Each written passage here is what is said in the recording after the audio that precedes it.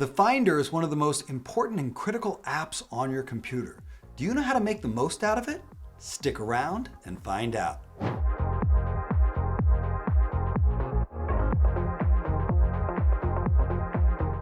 I'm Stewart, the MacWhisperer, and in today's video, I'm going to teach you all about the Finder. The Finder is one of the most important applications on the computer because it's how we locate all of our documents, it's how we organize and find everything in our system. But most people aren't using the right pieces and the right tools, and they're making things way too hard for themselves without realizing it. In this video, we're going to talk about 6 power user tips about how to manage the Finder. And if you stick around until the end of the video, you're going to hear my MacWhisperer power tip, which is going to take everything we talked about today and elevate it to the next level. Your Mac will thank you for it. So let's hop on over to the computer and get started. For clarity, your Finder is this funny little face you see on the bottom left of your dock. The Finder is the critical component of the computer. In fact, when nothing else is open or running on your computer, the Finder is running because it's the base level of your system. It's how we interact with everything. And a simple click on the Finder icon on your dock will open you up to a brand new Finder window. And these Finder windows are how we use the Finder and interact. And there's some really key pieces that we're going to talk about. Our first tip is the sidebar. The sidebar is this thing that we see to the left side of our Finder window, and it's got several different pieces to it. Up at the top, it's got something called favorites. Notice that for each of these sections, there's a little arrow to the right that you can close or open. I find a lot of people have the favorite section closed, which in my opinion is a big mistake. It's the most customizable part of your Finder window. And so if you've got it closed, you can't really organize properly. So first off, make sure the favorite section is open. Down below that, we've got a section for iCloud, which is where any of your iCloud documents can be located. You'll notice your desktop and documents folders commonly end up in this section if you're using iCloud Drive. Below that, we've got locations, which can include things like phones that are plugged in, hard drives that are plugged in, your computer's hard drive, or even some popular cloud storage systems like Dropbox, Google, and OneDrive. It's also got a section for your network. The first and most important thing about the sidebar is that it's fully customizable, and most people have just left the default settings on, which means you may have a lot of folders on your sidebar that you don't really ever use. And the folders that you use all the time aren't on the sidebar, which requires you to go through this complicated process every time you want to open those files. But you can easily add any folder you want directly over to the sidebar. Now for this example, I've got a specific folder that I need to get access to on a regular basis. It's inside of my work folder, inside of my TMW folder, inside of my 50 things folder. I need this and I need access to it quickly. So rather than having to go through that process of Dropbox, work, TMW, 50 things, I can take that folder and I can drag it right over to the sidebar in the favorites section. And it goes in whatever order I want. I can click on these and move them around to make sure it's customized and makes it easy for me to get right to where I want to go without having to hunt around. So your first task is to think about what folders you should have on your sidebar.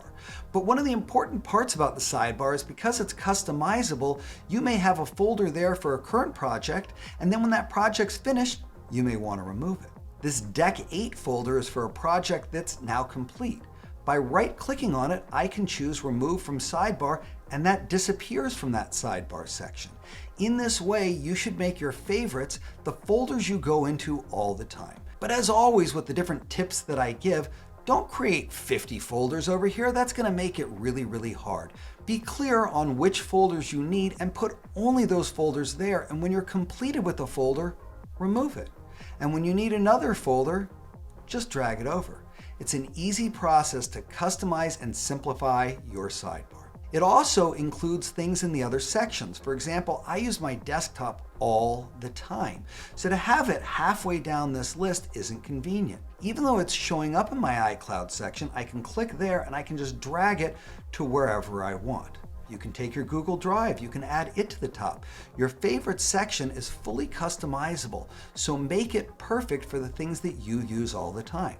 One of the principles I talk about in all of my teachings is Make your last step your first step. So if you are commonly coming into a specific folder like your Dropbox folder and then going into something else that's really, really deep into the file structure and you're going there all the time, take that final folder and just move it over to make it one step simple every time you need to get into that folder or add files into that folder.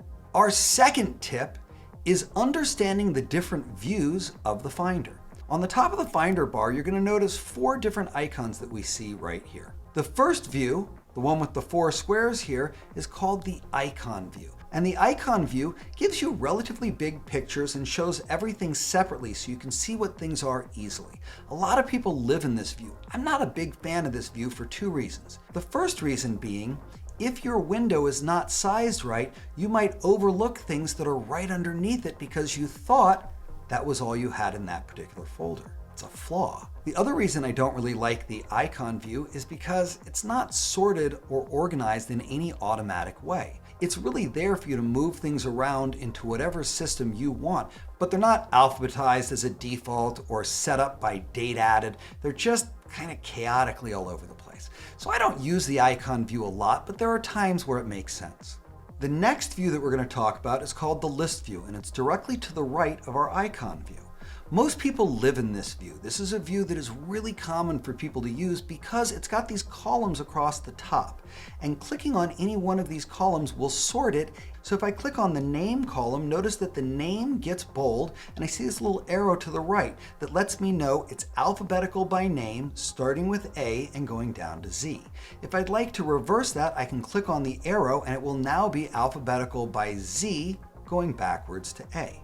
To the right of that, I've got a date modified column and a size column and a date added column, making it easy for me to quickly organize this folder by the date that items were added, the date that they were modified, or the size, simply by clicking on them. That's one of the benefits of the list view, is that it can organize things and sort them super simply. But one of the problems of the list view is that it can just be an endless scroll of all sorts of things, and it can be very hard to find what you're looking for here. One of my other problems with the list view is the way we deal with folders. So if I am in my desktop and I want to access something inside of one of these folders, I can do 2 things. I can double click on it, which takes me away from my desktop, forcing me to click the back button to get back into it. Or I can click the arrow to the left of the folder to open it up. But the more folders you have and the more folders you leave open like this, the longer the list view gets and the less effective. Plus, it's really hard when you have folders inside of folders inside of folders to be clear on where that file actually is. People get confused. They think it's just on their desktop, when in reality, it's on the desktop, as we can see on the left side here. It's inside a folder called Textures and Backgrounds, inside a subfolder, inside a subfolder. That's just too complicated for the way I like to organize things. Now, the third view is the one called Columns, which we see right here, but we're not going to talk about that next because I want to spend more time on that view. Instead, we're going to click onto the fourth view here, which is called Gallery.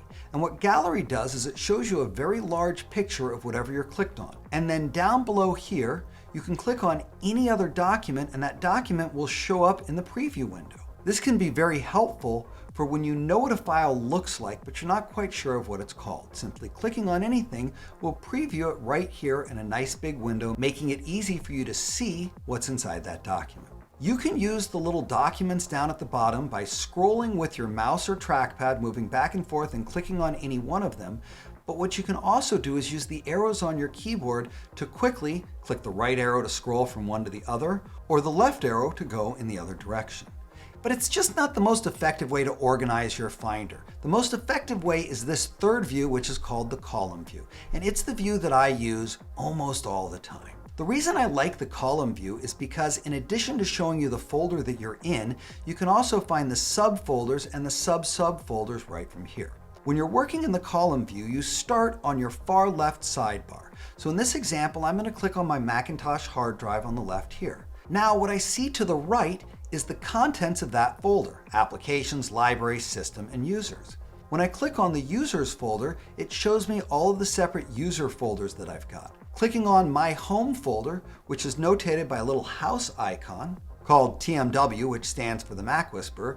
You can also see my home folder on the sidebar here because I use it all the time. When I click onto that home folder, I will see the other files, including things like Dropbox, etc. By using this column view, I can see hierarchically where all of my files are. Part of the problem with computers is that people don't know where the files actually are, so they rely on searching on a regular basis, which we'll talk about in just a moment. It's better to file things and sort things than just search. It just is quicker when you know where things are. So by using this column view, I can easily move from folder to folder to folder without losing place of where the other folders are. And then if I need to file something, I can take it from one column and move it into another column without having to make anything complicated. For clarity, when you are using the column view, you should always be looking at the furthest right column. Don't get confused and ask yourself why your downloads folder, your desktop folder is inside of Dropbox. It's not. Pay attention to the shaded folders. We start with the Macintosh hard drive on the left, go to Users, TMW, Dropbox, and now Backdrops, and that's the folder we're actually in. We can also tell that because on the top of the toolbar, we see that it says Backdrops here. This is the active window, the Backdrops window. If I were to click backwards and go onto my Downloads folder, now you would see Downloads up here. This makes it easy to organize files, sort, and move things around without having to constantly open additional windows. The more windows you open, the more clutter you've got, and the more things you've got to clean up and dodge when you're trying to get work done, which doesn't make a whole lot of sense. So now let's enter tip number 3, sorting and organizing. The reason most people love the list view and live in it and spend all of their time in this view is because these columns make it super easy to sort and organize. But Apple added another tool right here that also allows you to sort and organize. When we talk about sorting and organizing, we're talking about two separate pieces. Sorting is the order in which the files show up. Organizing, also called grouping, is how they get clumped together. So in this situation, we're going to be in the column view on my desktop. And you can see there's a ton of files here, and they're all kind of cluttered on top of each other. First, we're going to group them. I'm going to click on this icon here, and you can group in a number of different ways. You can group it by name or by kind, by what application it is, by whether it's been shared, by the date opened, etc. In this case, let's group these items by kind. When I click on this here, you'll notice that it creates separate clumps inside this view. At the top, we've got all the folders and then the documents. And then we've got the separate images that are on my desktop. Everything is grouped based on what kind of document it is. If I click on this again and I change it to date added, you'll notice at the top, I've got the things I worked on today, and below that, the things from yesterday or last week or last month.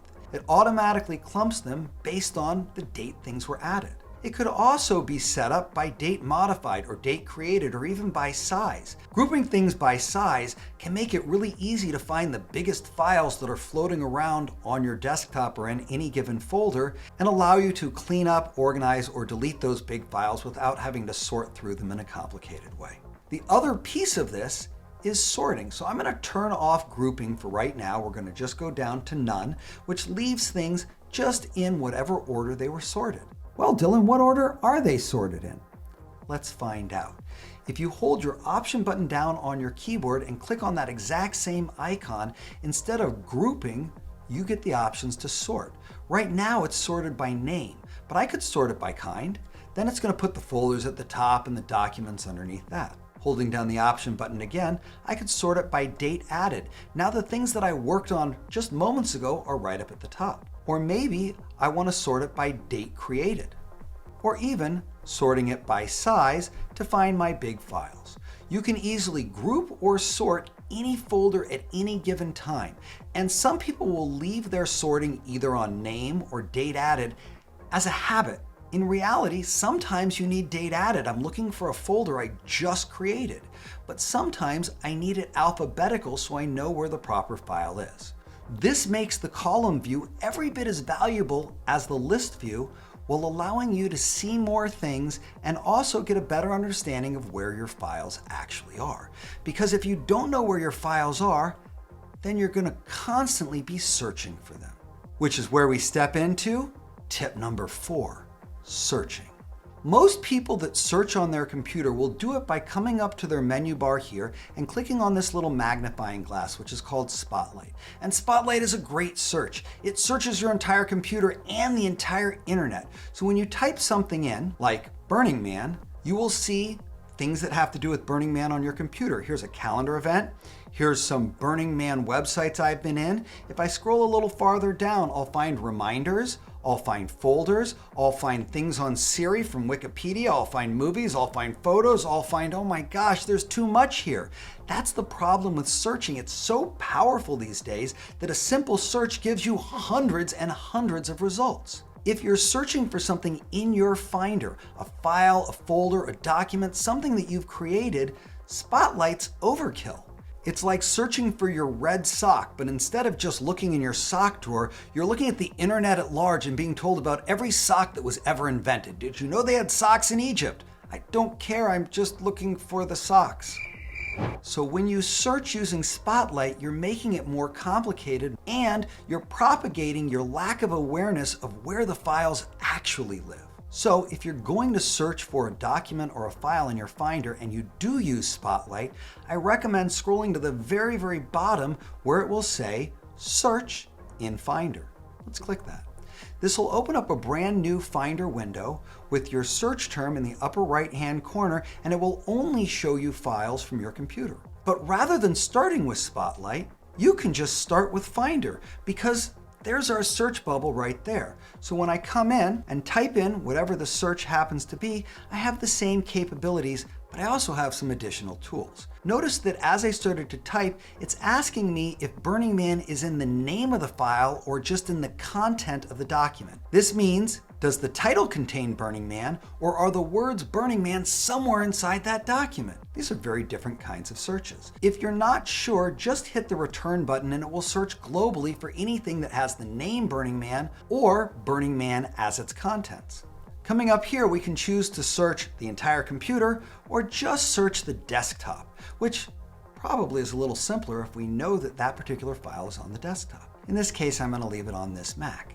In addition to that, there's a plus button right here that you can use to add additional conditions to this search. For example, I'm going to click the plus button, and here it says kind is any. Kind is not any. Kind is document. That's going to change what it finds. It's going to stop looking for folders. It's going to stop looking for images. It's going to look specifically for documents or PDFs. You can even add additional conditions saying not only is the kind document, but the last open date was within the last 2 years. Now, I've only got a couple of results and I can find exactly what I'm looking for without having to hunt around. If you are constantly doing the same search again and again and again, you can save a search by clicking here, but I want to warn you, if you are searching for the same thing again and again and again, maybe you should put it somewhere where you can find it without searching for it. Maybe you can add it into your sidebar or put it on your desktop or make it easier to locate because searching is an extra step in most cases. But let's say you have a specific search that you do on a regular basis. If you click the Save button here, it will allow you to name that search. I'm going to call this my Burning Man search. And you can put it on your sidebar by making sure this section here is clicked. And now, on the left side over here, I have a Burning Man search that I can click on anytime I need to find those particular documents. Remember, if you're constantly searching, you should sort your files in a better way so you can find them and know where they are. Searching is great, finding is better. Now let's talk about tip number 5, which is organizing by creating folders with the Finder. When we're looking at all these separate documents and folders, it can be really overwhelming and things can be all over the place. So what I want to do first is we're going to sort by name. And as we do that, things that have the same name will automatically clump together. For example, right here, I've got a bunch of these screenshots that I've taken. Now, those screenshots are all over my desktop, but I actually need to put them away somewhere so I can find them when I need them. It's easy to create a folder in the Finder, and there's many ways to do it. You can use the 3 dots here to create a new folder. You can use the File menu and create a new folder that way. You can even right-click to create a new folder. But the single best way to create a folder is to grab the items that need to go into the folder first, like what we've done here. All of these screenshots are now collected together, and if I right-click directly on them, I can create a new folder with those items. And when I click this, it automatically puts those into a folder with the name New Folder with Items. And clicking on it will allow me to retitle that as Screenshots so that I know where they are when I need them rather than hunting around and trying to find them. Creating folders is a great way to organize your Finder, but remember, if that's a folder you need a lot, just drop it right over into the Favorites section so it's easy for you to get to. Keep in mind, don't make your Favorites section too long, but if you need that file, even just for the next couple of days, putting it on the sidebar will make it one click away instead of several steps to find it every time you're looking for it. I don't actually need this here, so I'm going to right click and remove it from the sidebar, just like that. Now let's talk about our final tip, tip number 6. Tip number 6 is about renaming files from the Finder. In the case of these screenshots that we've got right here, I don't actually want them to say Clean Shot. Clean Shot is an application that I use to take screenshots, but all of these are actually research for a specific project. In this case, I actually like that it's got a date and a timestamp. I just want to change the word Clean Shot so I'm not confused about what's here. I could come in and edit each one of these individually, but that's going to take forever, especially if you have a ton of them. There's a really simple way to rename files from the Finder, and the way you do it is you select the files you want to rename, and then you right-click on them again. When you right-click on them, you're going to see a section here that says Rename. Clicking that is going to bring up a new option that we see right here that gives us several tools. First, there is Replace Text, which is probably what we're going to use, changing what says Clean Shot to Research and maybe the name of the research file.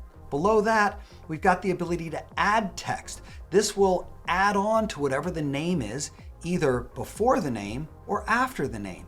If you see down at the bottom here, it shows you what that title will look like if I use this system. And below the add text, you've also got the ability to create a format. Formats have a couple of different options. One is name and date. So you'd see with name and date, it would have the name of the file, in this case TWC8, and then the date after it. Or I could have it put the date before the name and rename it this way. And then in addition to that, I can also change it to be a name and index, which will automatically give it a number that I can start with. Maybe this is number 1000, and notice down at the bottom it adds that and appends that directly under the name. You can change it to before name or after name depending on what you want. And right here you can choose the title that then gets the index after it. Or you can have a name and a counter. It's very similar to doing the name and the index, but it's made with a bunch of zeros there because it's assuming you're going to keep counting and counting these documents. When I do a rename, I usually do it by name and index because it can make it real simple and I don't need those long numbers. But you're going to do it any way that makes sense for you. In this case, we're going to click on the format and we're going to go back to replace text. Here on the left, we say what word we want to replace. In this case, the word Clean Shot. And after that, we say what we want to replace it with. In this case, TWC8 Research. And when I click rename, it will automatically take all of these files and change them just like that. It's an easy way to rename files in bulk without having to do it individually and without making yourself crazy. Now we've talked about some really amazing and powerful tools about the Finder. There's all sorts of pieces here that can absolutely transform your workflow, but I've saved the best for last. And in just a moment, I'm gonna share my MacWhisperer power tip. But before I do, if you learned something new and got great value from this video, give me a thumbs up. It makes it so much easier for other people to find this video. And if you've got a question, a comment, something you didn't understand, something you want to correct me on, drop down to the comments section. I love to hear from you and I'll always respond to any comments you leave on any video. And if you haven't subscribed to my channel yet, it's time. There's valuable resources inside of my channel and new videos every week that can help you use your iPhone, your iPad, and your computer so much better. Hit that subscribe button, hit that notify bell, and you'll always be notified whenever I release new content. And now, let's get into the power tip. When we were talking about the Finder, we looked at a lot of different views. The icon view allowed us to see images fairly big. The list view doesn't really help, it's kind of tiny. The gallery view shows us big images, but I don't really like any of those views. I use the column view. And there's a really powerful tool within the column view that can help you see what something is. It's called the preview window, and as I click on any one of these documents, to the far right side, it's going to show us a basic view of that particular document.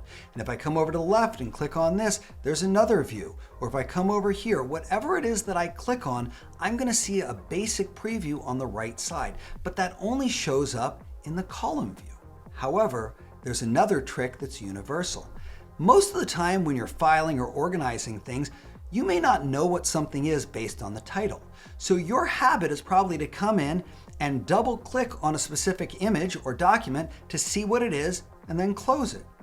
This is fine because most documents open quickly enough, but it opens up an additional window. And again, the more windows you have open, the more distracted you're going to get and the more stuff you have to manage. On top of that, some applications like Microsoft Word take forever to start. So when you double click just to see what this is, you gotta wait while Microsoft Word opens up. And when it opens up, you're like, oh, that's not the file I need. And then you close that window. But unfortunately, now Microsoft Word is running in the background, swallowing your resources. There's an easy way to get a quick look at any document on your Finder, and it's called Quick Look. It's accessed by selecting any document and pressing the spacebar. This will immediately zoom you into that preview window, allowing you to see that file without having to open up the application. This can be really helpful with things like Word documents because a simple click and I'm right in it and I can recognize, oh, that's not what I need. Or I can come to the next one and just spacebar and get into it. When you press the spacebar, it zooms you in on that item. Across the top of that window, you've got all sorts of options. For example, I can use the markup toolbar to annotate or add text or crop an image. I can use this button to rotate an image. I can use this button to share it via text or via email or AirDrop. Or I can use this button to open the document up in its default application, which in this case is Preview. In the event of opening this one up, you would notice that I would get the option of opening it with Microsoft Word. So when you click into that preview window, you have a ton of tools right across the top that you can use to make things simple. In addition to that, you can use your arrow keys on your keyboard, moving up or down or left or right, depending on how you're set up, to scroll from one document to the next and the next and the next while keeping your preview window up the entire time. When you're done with your preview window, simply press the space bar to get out of it, or press the little X in the upper left corner here. This will allow you to quickly find a document, see what it is, and determine which documents you need and which you don't without ever having to open up additional windows, which you then have to close, or open up applications that will steal your resources when all you needed to do was get a quick look.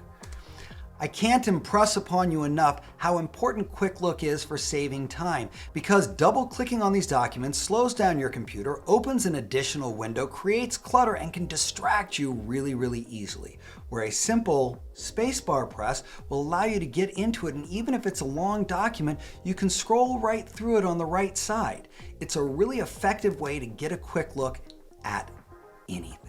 So we learned some amazing things about how to use the Finder today. If you take advantage of just a few of these tips, you'll be blown away by how much they transform your workflow and your productivity. Whether it's learning how to use your sidebar and customize it properly, learning the difference between the different views in the Finder, learning how to search properly, create folders, create names, or all sorts of other tools. So that's what we've got for our video today. I'm Dylan Stewart, the Mac Whisperer, and it's my passion and profession to help you get more done with your Apple products than you ever thought possible. And with that being said, I'll see you next time.